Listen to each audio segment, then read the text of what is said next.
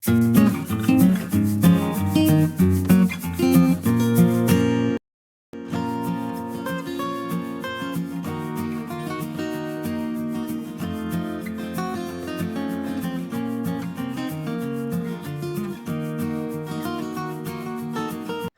friends, welcome to Mahi Recipes in Tamil. நம்ம இன்னைக்கு இந்த வீடியோல கார்ன் சாட் ரெசிபி தான் எப்படி செய்யணும்னு பார்க்க போறோம். இந்த கார்ன் சாட் ரெசிபி பார்த்துட்டீங்கன்னா குழந்தைகளுக்கு ரொம்பவே பிடிக்கும். இந்த ரெசிபியை நீங்க குழந்தைகளுக்கு ஸ்நாக்ஸ் பாக்ஸுக்கும் ட்ரை பண்ணலாம். இல்ல ஈவினிங் ஸ்நாக்ஸா கூட நீங்க ட்ரை பண்ணலாம். குழந்தைங்க வந்து ரொம்பவே விரும்பி சாப்பிடுவாங்க. நம்ம இன்னைக்கு இந்த கார்ன் சாட் ரெசிபி வந்து ரெஸ்டாரண்ட் ஸ்டைலில் தான் பண்ண போறோம். இந்த கார்ன் சாட் ரெசிபி பண்ணுறது ரொம்பவே ஈஸி. இப்போ இந்த ரெசிபி எப்படி செய்யணும்னு பார்க்கலாம்.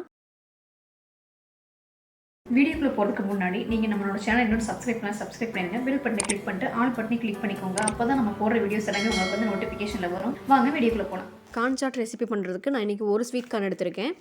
உங்களுக்கு எந்த அளவுக்கு ஸ்வீட் கார்ன் வேணுமோ அந்த அளவுக்கு எடுத்துக்கோங்க. இப்போ ஸ்வீட் கார்னை வெளியே எடுத்தாச்சு. இப்போ இதை நம்ம கட் பண்ணி எடுத்துக்கலாம். கட் பண்ணி எடுக்கிறதுக்கு கஷ்டமாக இருந்துச்சு அப்படின்னா ஜஸ்ட் நீங்கள் வந்து கையில் உடச்சிங்கனாவே உடஞ்சி வந்துடும்.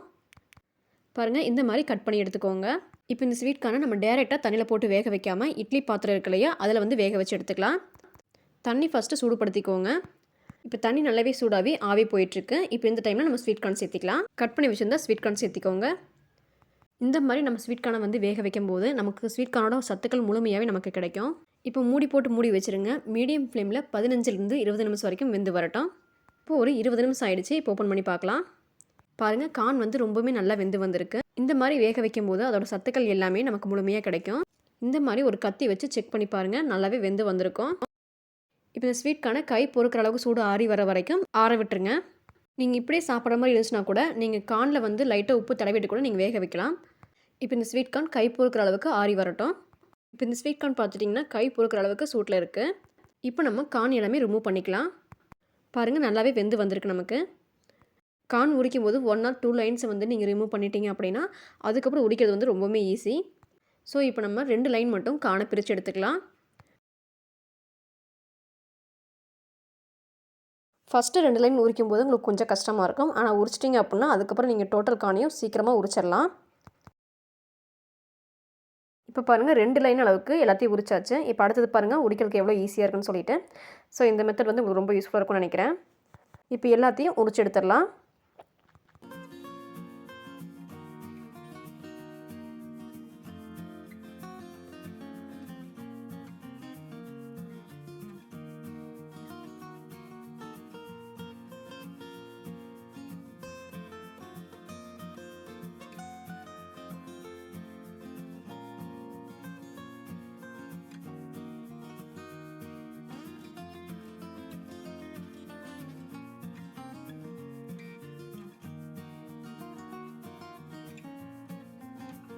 இப்போ எல்லாத்தையும் உரிச்சு எடுத்தாச்சு. இப்போ இந்த கார்ன் வந்து ஒரு ஓரம் இருக்கட்டும்.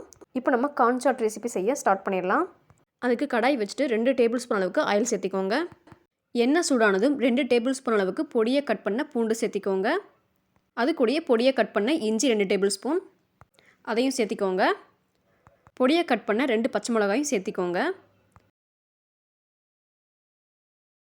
இப்போ இது கூடயே பொடியை கட் பண்ண கொத்தமல்லி தண்டு சேர்த்திக்கோங்க.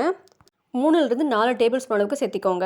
இப்போ இந்த 4மே நல்லா கோல்டன் ஃப்ரை ஆகி வர வரைக்கும் நல்லா வதக்கி விட்டுக்கோங்க. இப்போது நல்லா வதங்கி வந்துடுச்சு. இப்போ இந்த டைமில் கட் பண்ணி வச்சுருக்கிற ஒரு பெரிய வெங்காயம் சேர்த்திக்கோங்க. இப்போ இது கூடயே பொடியாக கட் பண்ண 3 டேபிள் ஸ்பூன் அளவுக்கு கேப்சிகம் சேர்த்திட்டு நல்லா வதக்கி விட்டுருங்க. வெங்காயம் நல்லா வதங்கி வரட்டும். இப்போ வெங்காயம் எல்லாமே நல்லா வதங்கி வந்துடுச்சு. இப்போ நம்ம சாஸ் சேர்த்திக்கலாம். 2 டேபிள் ஸ்பூன் அளவுக்கு டொமேட்டோ சாஸ் சேர்த்திக்கோங்க. நீங்கள் டொமேட்டோ சாஸுக்கு பதிலாக நீங்கள் டொமேட்டோ கெச்சப் கூட சேர்த்திக்கலாம். டொமேட்டோ சாஸ் சேர்த்துனதுக்கப்புறமா 1 டேபிள் ஸ்பூன் அளவுக்கு ரெட் சில்லி சாஸ் சேர்த்திக்கோங்க. ரெட் சில்லி சாஸ் இல்லை க்ரீன் சில்லி சாஸ் உங்கள்கிட்ட எது இருக்கோ அதை சேர்த்திக்கோங்க. அடுத்து ஒரு 1/2 டீஸ்பூன் அளவுக்கு சோயா சாஸ் சேர்த்திக்கோங்க. உங்ககிட்ட சாஸ் இல்லாத பட்சத்தில் ஒரு சின்ன தக்காளி எடுத்துகிட்டு கட் பண்ணிவிட்டு வதக்கி விட்டுக்கோங்க. 1 டேபிள் ஸ்பூன் அளவுக்கு மிளகாய்த்தூள், 1 டேபிள் ஸ்பூன் லெமன் ஜூஸ் சேர்த்திட்டு சாட் மசாலா வந்து உங்கள்கிட்ட இருந்துச்சு அப்படின்னா அது 1 டேபிள் ஸ்பூன் சேர்த்திக்கோங்க. சாட் மசாலா இல்லாத பட்சத்தில் உங்கள் வீட்டில் இருக்கக்கூடிய மட்டன் மசாலா கூட நீங்கள் யூஸ் பண்ணலாம். நீங்கள் எந்த மசாலா வந்து யூஸ் பண்ணுறீங்களோ அதுக்கு தகுந்த மாதிரி தான் உங்களுக்கு ஃப்ளேவர் கொடுக்கும். ஸோ அதுக்கு தகுந்த மாதிரி சேர்த்திக்கோங்க. இப்போ இதில் கார்ன் எவ்வளோ இருக்குன்னு பார்த்துட்டு அதுக்கு தகுந்த மாதிரி உப்பு சேர்த்திக்கோங்க. இப்போ இது எல்லாத்தையும் ஒரு முறை நல்லா கலந்து விட்டுட்டு நம்ம வேக வச்சுருந்த கார்ன் சேர்த்திக்கலாம்.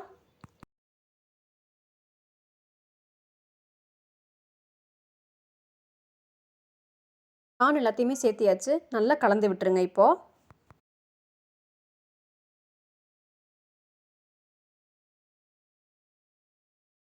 இப்போ எல்லாத்தையும் நல்லா மிக்ஸ் பண்ணி விட்டாச்சு. பொடியை கட் பண்ணி வச்சுருக்கிற மல்லித்தலை சேர்த்திக்கோங்க. உங்கள்கிட்ட ஸ்ப்ரிங் ஆனியன் இருந்துச்சுன்னா அதையும் கட் பண்ணிவிட்டு சேர்த்திக்கோங்க. சேர்த்திட்டு மறுபடியும் ஒரு டைம் நல்லா கலந்து விட்டுருங்க. இப்போ எல்லாத்தையும் நல்லா கலந்து விட்டாச்சு. இப்போ 1 டேபிள் ஸ்பூன் அளவுக்கு பெப்பர் சேர்த்திக்கோங்க. பெப்பர் சேர்த்திட்டு ஃபைனலாக எல்லாத்தையும் மறுபடியும் நல்லா கலந்து விட்டுருங்க. இப்போ நமக்கு டேஸ்டியான கார்ன் சாட் ரெசிபி ரெடி ஆயிடுச்சு. பாருங்கள், பார்க்கவே எவ்வளோ யம்மியாக இருக்குன்னு சொல்லிட்டு. உங்கள்கிட்ட சாஸ் எதுவும் இல்லாத பட்சத்தில் நான் சொன்ன மாதிரி பொடி யூஸ் பண்ணி கூட செய்யலாம். அதுவும் ரொம்பவே நல்லாயிருக்கும். இந்த கார்ன் சாட் ரெசிபி குழந்தைங்களுக்கு ஸ்நாக்ஸ் பாக்ஸுக்கும் நீங்கள் யூஸ் பண்ணிக்கலாம். இல்லை ஸ்கூல் முடிஞ்சு வர குழந்தைங்களுக்கு ஈவினிங் ஸ்நாக்ஸாக கூட ப்ரிப்பேர் பண்ணி தரலாம். ரொம்பவுமே நல்லாயிருக்கும்.